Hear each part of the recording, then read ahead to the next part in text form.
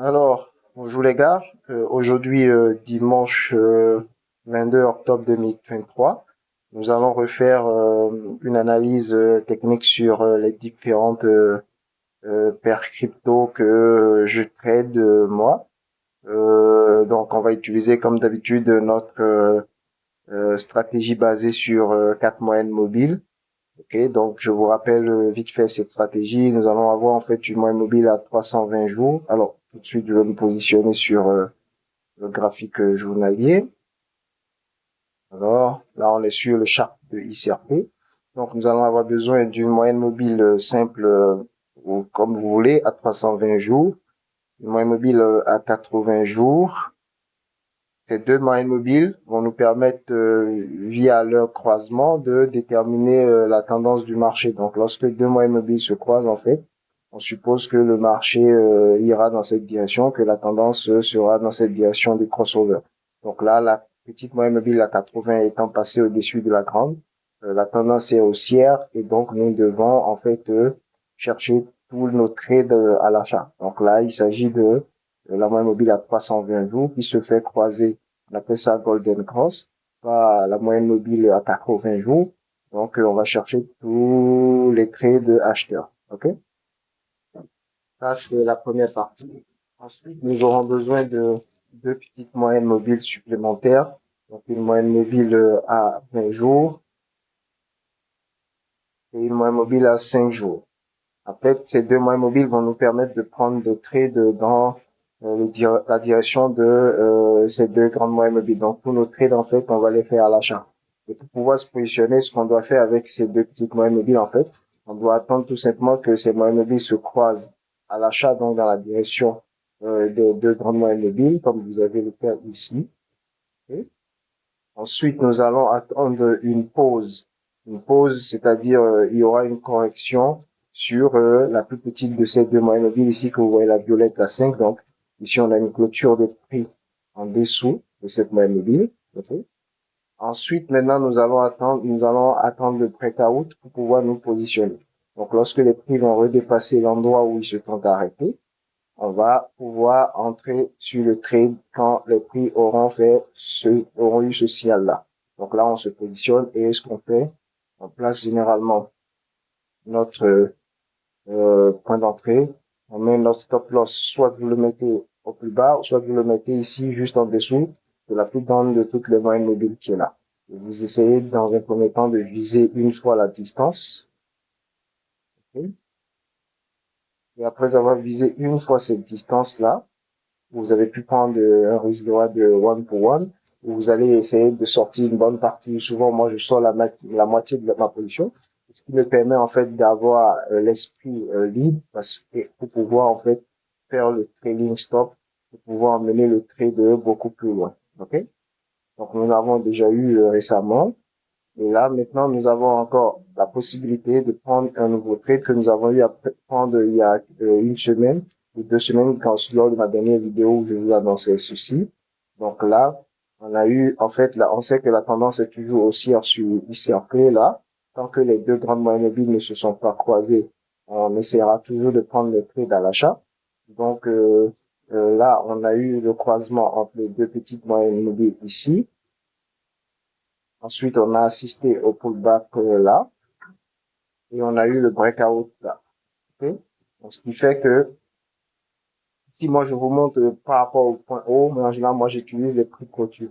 Donc, on mettra nos stop loss soit en dessous ou soit ici au plus bas. Donc, lorsqu'on met le stop loss là, on visera une fois la distance qui se situe à ce niveau.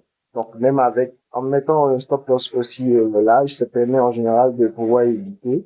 Vous voyez, par exemple, ici, la structure, en fait, a été dessinée par cette moyenne mobile à 5 périodes, a été, en fait, invalidée ici, vous voyez. On a cassé ça là et on a continué même ici. Mais comme on a un stop loss plus large et qu'on trade euh, avec ce stop loss là, en fait, on est capable d'encaisser en fait ce genre de correction parce que les choses ne se font pas en ligne droite. Donc, il faut en fait toujours laisser plus de marge de manœuvre au prix pour qu'il puisse se développer.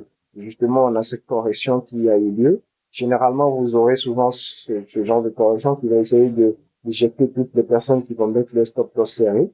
Et là, vous allez souvent voir le prix après repartir après cela. Et donc, c'est ce à quoi on est en train d'assister actuellement. Ce peut que le prix il reparte. Donc, nous aurons très bientôt, en fait, ce même genre de cas de figure. Puisque le croisement, nous allons avoir euh, les prix qui vont venir clôturer en dessous de la moyenne mobile 5 avant d'assister encore à un nouveau breakout ici. Parce que il y a un truc que je dois vous dire, c'est que peu importe ce que vous allez avoir comme crossover, les prix vont toujours revenir sur la plus petite des deux moyennes mobiles. Ça, c'est une certitude absolue. Vous aurez toujours les prix qui vont revenir au moins sur la plus petite moyenne des deux moyennes mobiles avant de continuer. Donc, parce qu'on sait ça, on attend tout simplement que ça ait lieu. Et moi, ça me permet en fait de pouvoir savoir que le marché il a marqué cette pause et qu'on est dans une zone d'indécision. Donc, lorsque le marché on vient à ce niveau et lorsque le marché il va décider de breaker par ici, ça voudrait dire que oui, les acheteurs ils sont assez puissants, au moins sur ces time frame là, pour prolonger la tendance. Donc, ce qui nous permet d'entrer. Si la correction se prolonge, eh bien, on aura les prix qui iront de l'autre côté pour changer. Donc, il faut toujours attendre de revenir dans cette zone-là qui est un peu comme une zone de neutralité. Et c'est après cela qu'on pourra, via le côté qui va se faire briser, décider maintenant de se positionner. Mais on ne peut pas se positionner directement sur un simple croisement de moyenne mobile. C'est totalement inefficace. À moins que vous ayez justement cette possibilité de prendre tous vos traits dans une seule direction. Ce qui est ce que moi je fais de toute façon. Je prends toutes mes positions dans une seule direction. Je ne fais qu'acheter sur le marché. Je ne vends pas. Donc, je ne prends pas de position vendeuse. Je ne prends que des positions acheteuses. Ce qui fait que j'ai réellement une probabilité de 50-50 de gagner mes trades. Contrairement à ceux, par exemple, généralement sur le Forex, vous pouvez prendre des positions vendeuses et vous pouvez prendre des positions acheteuses. Mais le problème est que il faut que vous soyez réellement capable de déterminer la tendance pour avoir une chance de gagner. Or, le problème est que les tendances changent tout le temps parce qu'il y a plein de time frames qui sont en conflit. Par contre, lorsque vous décidez que pour vous, vous ne prendrez que les trades à l'achat ou que les trades à la vente, ce qui veut dire que vous allez toujours attendre qu'il y ait des tendances qui se décident à l'achat et puis vous prenez votre trade, votre pattern. Donc, ça veut dire que vous êtes vraiment sur du 50-50, contrairement aux autres quand ils essayent de prendre les trades dans les deux directions. En réalité, ils sont pas sur du 50-50. Ils auront peut-être une chance sur quatre. Généralement, ça va être même leur win rate qui sera aux alentours de ce genre de ratio. Donc, sur ce, voilà un peu ce que vous pouvez faire pour déjà augmenter votre taux de réussite sur les marchés. Ce qui fait que moi, en fait, j'ai souvent cette réussite, c'est parce que justement, je vais que dans une seule direction et c'est beaucoup plus facile, généralement, de manière naturelle sur les marchés actions et crypto. On a toujours tendance à vouloir prendre que des positions achetées et jamais des positions vendeuses. Mais sur le forex, par exemple, je vois que beaucoup de gens vont dans les deux sens. Alors que moi, justement, quand j'ai commencé aussi à gagner sur le forex, c'est lorsque j'ai décidé, par exemple, de ne prendre que des positions d'un seul côté, qui fait que tôt ou tard, en fait, je suis sûr que je vais gagner ma position parce que tout ce qui se passera d'un côté se repassera de l'autre côté. Parce que les gens devront prendre le bénéfice, donc le scénario se déroulera aussi de l'autre côté. Donc, ce qui fait que je augmente déjà beaucoup plus ma probabilité. Quand je n'ai pas de trade acheteur, en réalité, je gagne toujours de l'argent parce que plus le marché il descend, eh ben, l'argent conservé en fait prend de la valeur par rapport à l'actif que je voulais acheter. Donc c'est une façon déjà simple de pouvoir augmenter ses win rates et aussi son potentiel de gain. Vous voyez? Alors, donc, pour ICRP, comme je vous ai dit, la tendance est haussière. On avait déjà eu une première position ici, donc une position qui est déjà en cours. Et on attend d'atteindre cette zone-là, pardon. On attend d'atteindre cette zone 0,61, si ça fait un peu, voilà, pour pouvoir sortir une première partie de cette position-là. On pourrait aussi augmenter notre trade avec ce nouveau croisement qui a lieu ici, qui pourrait nous donner un autre signal acheteur en faisant aussi son breakout, en attendant bien sûr qu'il y ait d'abord le pullback qui se complète totalement. Après, on aura un breakout, on pourra ajouter une deuxième position et aussi viser un pour un de cette nouvelle position qui va se dessiner. Okay. On va aussi viser one to one de cette nouvelle position-là. Ce qui fait que on aurait, à ce niveau, pour la nouvelle position, on aurait déjà pris la moitié avant de prendre la moitié de l'ancienne position. et aussi viser le trading stop pour aller le plus loin possible. Et l'une des méthodes, en fait, pour moi, pour faire le trading stop, en gros, ce que je fais, c'est que je prends d'abord, comme j'ai dit, je prends d'abord la moitié. Ensuite, quand je prends la moitié, j'ai des niveaux. Par exemple, quand on fait 1-1, je prends la moitié. À 1-3, j'essaie de prendre la moitié parce que j'essaie de sortir progressivement. Je n'attends pas forcément qu'il y ait le croisement en sens inverse avant de, parce que ce qui se passe, c'est que pour démarrer le trade, on s'éloigne souvent des moyennes mobiles. Mais quand on revient aux moyennes mobiles, on a perdu une grosse partie. Donc, en fait, moi, plus on s'éloigne des moyennes mobiles, puis je suis en train de découper mon trade au fur et à mesure. Et après, à la fin du trade général, où je vais clôturer tout ce qui va rester, ce sera lorsque la tendance va s'invalider complètement. Donc là, lorsque vous aurez par exemple un fait qui va croiser la roue, ça veut dire que la tendance est terminée, qu'il faudra maintenant se pencher sur l'autre côté. Mais ça ne veut pas dire que, en fait, dans ce scénario, moi j'avais déjà découpé au fur et à mesure que, en s'éloignant de la moyenne mobile, j'étais en train de découper au fur et à mesure mon trade en train de prendre plus de bénéfices. Et donc, quand on revient, en fait, je n'ai plus beaucoup de risques. Et il faut toujours faire ça comme ça parce que sinon, quand vous vous éloignez de la moyenne mobile, vous allez avoir de gros gains, mais à la fin, il ne vous restera plus grand-chose quand ça va revenir croiser à nouveau la moyenne mobile. Donc voilà, sur ICRP, on va essayer, bon, je vais essayer de condenser un peu avec ICRP et de vous expliquer un peu le concept. Mais là, maintenant, on va essayer d'aller sur le Bitcoin pour voir aussi ce qu'il en est de la tendance. Alors donc, sur Bitcoin, ce qu'on a aussi avec cette méthode, on avait déjà ici la tendance qui était passée à l'achat et comme je vous ai annoncé de toute façon, peu importe ce qui se passe, lorsque deux moyennes mobiles se croisent, les prix reviendront au minimum tester la plus petite de deux moyennes mobiles. Donc forcément, vous avez vu, les prix sont revenus tester la moyenne mobile ici lorsque la rouge et la verte se sont croisées. Et donc ici, justement, on devait essayer de trouver des positions acheteuses, ok? Donc on a ici le croisement qui a eu lieu, mais on n'a pas pu avoir le breakout. Donc le trade, il continue tout simplement, mais on doit chercher toutes nos positions à l'achat via les deux petites moyennes mobiles. Donc alors, je vais tout de suite expliquer un peu. Lorsqu'on a ici, on a un croisement qui a eu lieu ici, on a eu le pullback qui a eu lieu là. Par contre, ici, on a bien eu une percée, donc les prix ont dépassé. Donc, ça veut dire que les gens auraient positionné le trade là. OK.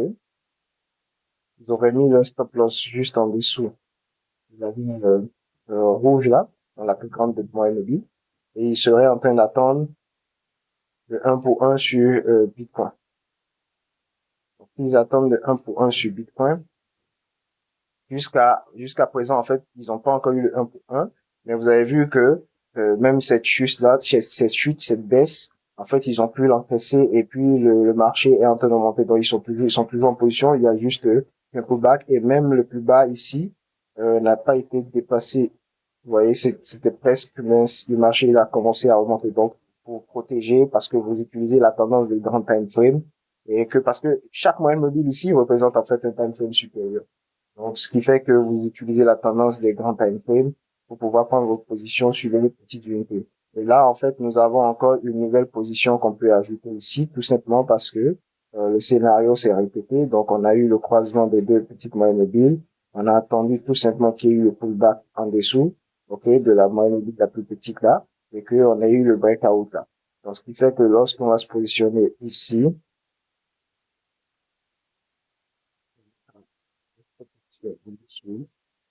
là, on va viser une fois. Et après, on a visé cette fois, on pourra faire le trading stop le plus loin possible en essayant de sortir progressivement aussi notre position. Moi, comme j'ai dit, je fais par exemple un pour un, je sors la moitié. Quand on fait 1-3, je coupe encore la moitié de ce nouveau gain. Et quand on fait encore deux pas de plus, je coupe encore la moitié. Comme ça, plus on s'éloigne, parce que quand on s'éloigne de la moyenne mobile, autant on va revenir vers les moyennes mobiles. Et quand on revient vers les moyennes mobiles, en fait, on perd pratiquement tout ce qu'on avait gagné.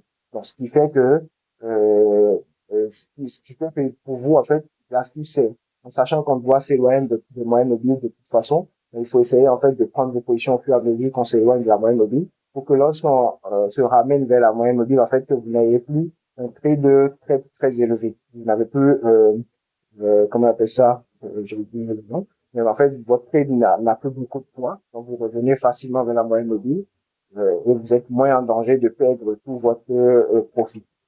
Ok.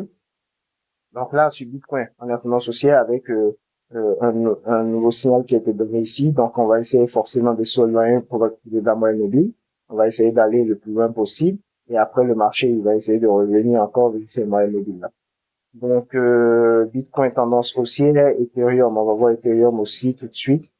Alors ici, Ethereum, j'avais pas regardé Ethereum depuis un bon moment puisque moi, je trade principalement sur ICRP et j'observe accessoirement Bitcoin pour savoir un peu ce qui se passe.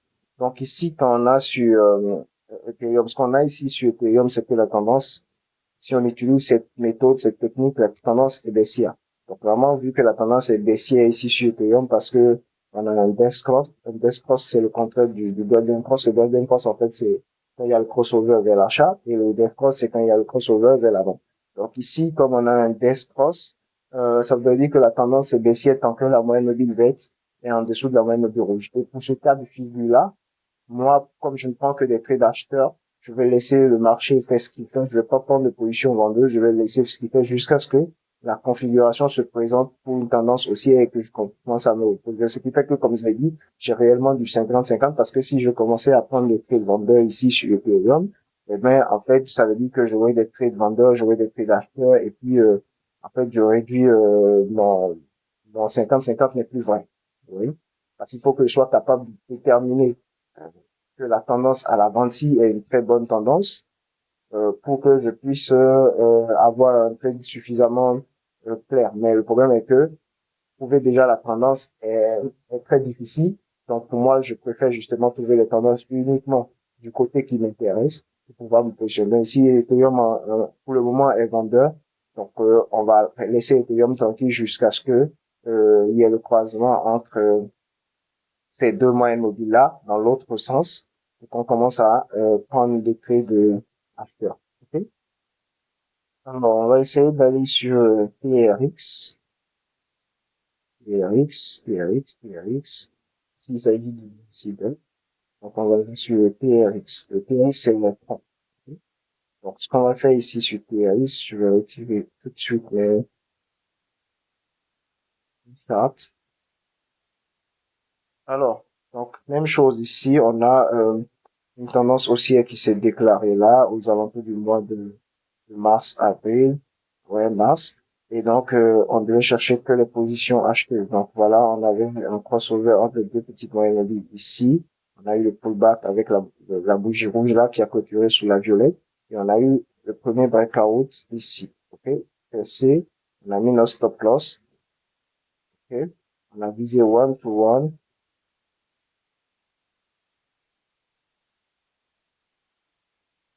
OK? Et maintenant, on a sorti une partie et maintenant, on attendait pour faire le trading stop. Donc là, maintenant, on a un deuxième trade qui a eu lieu par ici, parce qu'on a eu un nouveau crossover aussi et là, entre deux petits. On a eu le pullback jusqu'à ce niveau. On a eu le breakout par là. Donc, ce qui fait qu'on a un deuxième trade. Là, ok.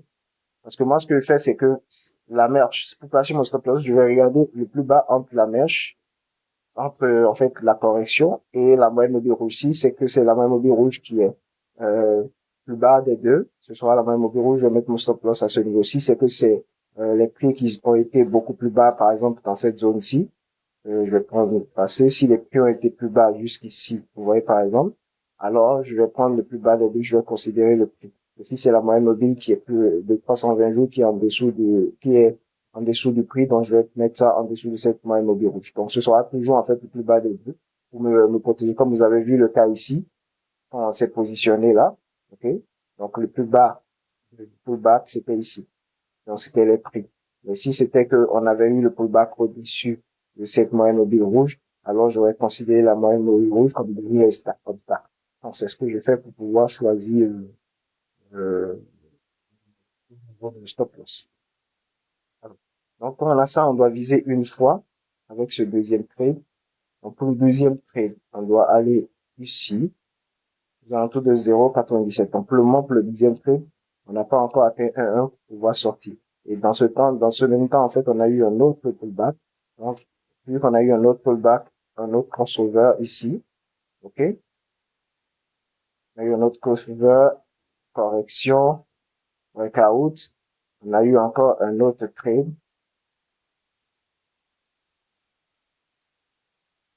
Et ici, pour ce trade, on a déjà eu une fois la distance. Là, on est en train de faire le trading. Donc, en gros, on doit avoir, si on est quelqu'un, on ouvre plusieurs positions, on doit être en train d'avoir 3 trades en cours avec 2 trades qui ont déjà sorti 50% de leur position. Celui-ci, le trade du milieu, lui, il est encore totalement en position, mais il n'a pas encore sorti la moitié. Et on est en train de faire le trailing stop du premier trade, du deuxième et du troisième trade. Tant que les moyennes mobiles vertes et rouges ne se sont pas croisées, la tendance n'est pas finie.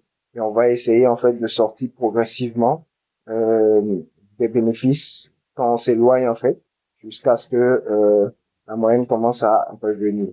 Ouais, et les prix commencent à revenir vers la moyenne.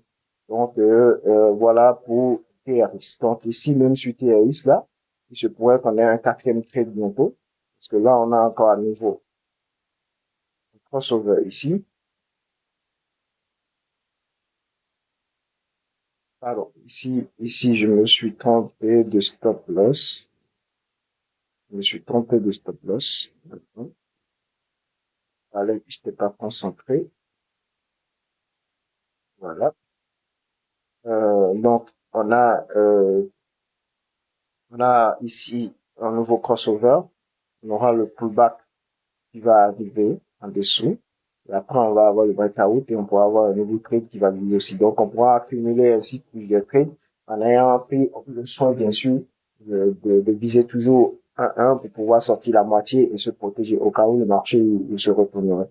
Alors, donc, on a fait TRX tendance haussière, on va faire XLM. Donc, XLM aussi est entré en tendance haussière récemment au cours du mois de juillet. Okay. Donc après l'annonce sur ICRP du juge Torres, donc on a eu ICLM aussi qui a donné une tendance haussière là. Et donc on cherchait son premier trade, le trade n'est pas encore venu. Donc là on a maintenant le premier vrai crossover intéressant parce que ici il y avait eu ce crossover, mais le pullback malheureusement n'a pas donné lieu au breakout, on a continué plus bas. Donc là on est en train d'assister encore à un nouveau crossover. OK? Donc, comme on assiste à ce crossover-là, on va attendre qu'il y ait le pullback aussi qui va venir. Ensuite, le breakout qui aura lieu. OK? Comme ça, on pourra se positionner, mettre notre stop loss en dessous, et une fois la distance. OK? Ensuite, faire le trailing stop de l'autre partie. Donc, c'est une tendance haussière. On va voir un autre actif, IOTA. Pour le moment, IOTA est en tendance baissière. Donc, tant que IOTA est en tendance baissière, je garde mes sous et j'attends que ça passe à tendance haussière pour que je puisse commencer à me positionner. Donc, comme je vous ai dit, si c'est que vous êtes quelqu'un, vous prenez que des trades à la vente, ça veut dire que vous êtes vendeur, mais lorsque la tendance va passer haussière, normalement, vous devez rester tranquille. Vous ne devez pas essayer, si vous voulez avoir de bonnes probabilités pour gagner, c'est que vous ne devez pas essayer de prendre des trades à l'achat. Vous devez juste laisser le marché monter, parce que plus il monte, c'est intéressant pour vous, parce que vous voulez vendre. Donc, vous allez juste simplement attendre après que la tendance se configure à la vente et que vous puissiez vendre. Mais n'essayez pas de, comme on dit tout le temps, en fait, pour pouvoir vite gagner, n'essayez pas de dire, OK, ici, le marché, il est vendeur, je prends des trades vendeurs. OK, le marché, il passe à l'achat, je prends des trades acheteurs, etc., etc. Ce que vous allez faire, c'est qu'à un moment, vous allez vous mélanger les pinceaux. Vous allez finir par perdre. Choisissez juste un côté et suivez ce côté-là. Je dis, soyez avec les vendeurs, soyez avec les acheteurs. Mais ne faites pas les deux simultanément. Ça va vous poser problème. Alors, donc, après IOTA, nous allons faire ADA. OK, donc pour ADA, Cardano, c'est pareil. Vous avez vu que tout ce qu'il y a eu là a tendance, entre les deux grandes n'étant pas, vous voyez, ici, il y a tendance, entre les deux grandes moyennes mobiles ne s'étant pas croisées à l'achat. Tout ce qu'on a eu et tout ce qu'on a essayé, bon, ça passait pas. Donc, en fait, il n'y avait pas suffisamment de force pour les petites moyennes mobiles pour continuer leur trade à l'achat. Regardez, par exemple, ici, la tendance des deux ne s'étant pas croisée, le marché a quand même continué à descendre. Donc, ça vous évite, en fait, c'est une manière facile, en fait, de trouver la tendance. Donc, le croisement vous donne la tendance des deux grandes, tendance, vous êtes donné par les deux grandes moyennes mobiles et les deux petites moyennes mobiles vous permettent de prendre vos trades dans cette direction-là et de faire un peu comme si vous étiez en train de sniper le marché. Vous prenez vite fait, vous prenez vite fait, vous prenez vite fait. Donc, vous pouvez enchaîner sur une même grande tendance, vous pouvez enchaîner plein de trades et avoir et en fait gagner plein de positions pendant cette même tendance-là plutôt que de prendre un seul gros trade et de patienter pendant longtemps et de subir en fait euh, tous les aléas du marché. Vous allez en fait avoir des techniques de sniper, vous allez pouvoir entrer, prendre, entrer, prendre, entrer, prendre et lorsque la tendance passe dans l'autre direction, vous gardez votre cash, vous attendez parce que si vous gardez votre cash et que le marché il baisse, c'est tant mieux pour vous si vous êtes acheteur parce que vous allez toujours acheter à plus petit prix, plus tard. Mais si vous essayez d'aller dans les deux directions, vous allez vous faire prendre tôt ou tard dans le flux et puis vous allez être, surtout quand vous êtes débutant et vous n'avez pas beaucoup d'expérience, il faut être, en fait, il faut être capable, en fait, d'accepter de perdre. Et généralement, quand on fait ça à un moment ou à un autre, vous allez refuser, de fermer vos positions et de prendre les pertes. Donc, vous allez perdre beaucoup plus gros. Donc, je vous conseille toujours ici, là, par exemple, même si vous voyez les plus de deux autres moyens mobiles ici, la noire ici est encore beaucoup plus grande que la rouge. Ça, c'est 1280 jours. Donc, ça veut dire normalement que la tendance est encore très, très forte sur ADA à l'avant. Donc, bon, il faut juste prendre en compte que vous devez toujours considérer les moyens mobiles que vous avez choisis. N'essayez pas de voir trop au-delà. Donc, je vais enlever ça pour ne pas vous perturber. En fonction des moyens mobiles que vous choisissez, que vous faites le trade. Donc ici, ADA est vendeur, donc pour le moment, on reste tranquille. Tant qu'il n'y aura pas le croisement aussi sur ADA, nous qui sommes acheteurs, nous n'allons pas essayer de prendre le trade sur ADA Cardano. Alors Dogecoin. Dogecoin aussi, il était acheteur au début de l'année. Maintenant, il est passé vendeur. Donc on reste tranquille. Tant que Dogecoin, il n'y a pas ce croisement haussier qui arrive, on reste tranquille sur Dogecoin. Shiba Inu, c'est pareil. Tant qu'il n'y aura pas ce croisement haussier qui va arriver, on va rester tranquille, on va garder nos sous jusqu'à ce que la tendance puisse changer de camp et on puisse se positionner. Donc, en résumé, voilà ce que j'ai à vous dire, ce que j'avais à vous dire sur les cryptos de cette semaine. Donc, moi, je traite principalement sur l'ICRP. Donc, comme vous avez dit, l'ICRP a tendance aussi, il va peut-être nous donner un nouveau, il nous a déjà donné un point d'entrée il y a une semaine ou deux. Il va nous donner probablement un autre point d'entrée, euh, bientôt. Ok. Donc, on attend juste le pullback et après le 20 août. Bitcoin, si on revient sur Bitcoin, on a aussi une tendance haussière. Lui, il nous a déjà donné un signal ici. Il pourrait nous en donner un autre. Il pourrait nous en donner un autre bientôt. Ok. On attend juste qu'il fasse le pullback. Il va nous donner un autre point d'entrée là. Euh, Ethereum, lui, il est en tendance baissière. Donc, restons à l'écart. Parce que aussi bizarre que cela puisse paraître, ok, vous allez vous dire que ouais, mais bon, tout le marché crypto, il est en train de monter. Donc forcément, Ethereum, comme Bitcoin, il monte. Ethereum, il doit monter. Donc, un peu anticiper. Mais en fait, il faut que vous trouviez chaque actif par rapport à lui-même. Donc, actuellement, Ethereum nous dit qu'il est baissier. Si Ethereum nous dit qu'il est baissier, c'est qu'il y a une raison à cela. Si Ethereum est baissier, c'est qu'il y a une raison à cela. En tout cas, sur le graphique journalier, c'est qu'il y a une raison. Donc, vous ne devez pas anticiper, vous devez laisser, en fait, la tendance se déclencher. Ensuite, vous allez prendre votre trade. Parce que vous allez dire non. Mais en fait, Ethereum tout seul peut commencer à chuter et disparaître tout seul. Donc, c'est pas parce que Bitcoin et les autres sont en train de monter que Ethereum, il va monter forcément. La preuve, lors du dernier bull run, tout le monde est parti, mais il n'a pas bougé. Donc, ici, actuellement, on nous signale que Ethereum est en tendance baissière.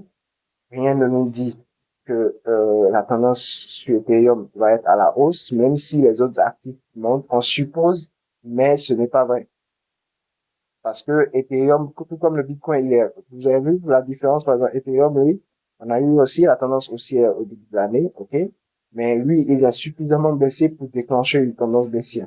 Alors que au niveau du Bitcoin, on a cette même tendance haussière, mais Bitcoin est resté suffisamment solide pour nous donner un autre trade, alors que Bitcoin aurait pu aussi déclencher une tendance baissière.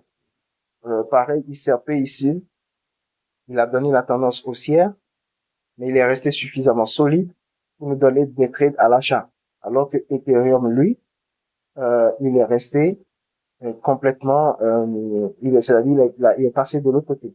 Quand nous avions ici Arda Cardano ou bien IOTA, IOTA et Cardano, la tendance était haussière sur Ethereum, Bitcoin, XRP et Tron en début d'année, mais eux, ils ont jamais pu passer le cap pour nous donner un signal aussi. Ils sont restés en dessous, donc la tendance est restée baissière. Donc en gros, l'information que vous recevez, vous devez garder cette information sans jugement et vous devez, c'est-à-dire vous ne devez pas mettre vos émotions dedans, vous devez faire les trucs, ce que vous voyez, c'est ce que vous devez faire. Si vous arrivez à faire ça, eh bien vous avez marqué un grand pas dans le monde du trading. L'information que vous recevez, est-ce que, peu importe ce qui se passe, vous enlevez vos émotions et vous faites ce que vous voyez. Ok. Donc voilà, c'est ce que je voulais vous dire. Comme je dis, CRP et Bitcoin, ils sont là assez chauds quand même. On va voir s'ils vont poursuivre leur tendance aussi. Mais pour le moment, Ethereum, moi, je ne me mettrai pas dessus. Je sais pas pourquoi, mais d'après ce que les marchés ils disent actuellement, ils me disent pratiquement en fonction des time frames que je considère là que Ethereum, il faudrait pas prendre de position acheteuse maintenant. Voilà. C'est ce que j'avais à vous dire cordialement. Je vous souhaite euh, une bonne fin de, un bon dimanche et un bon début de semaine. Merci. Bye bye.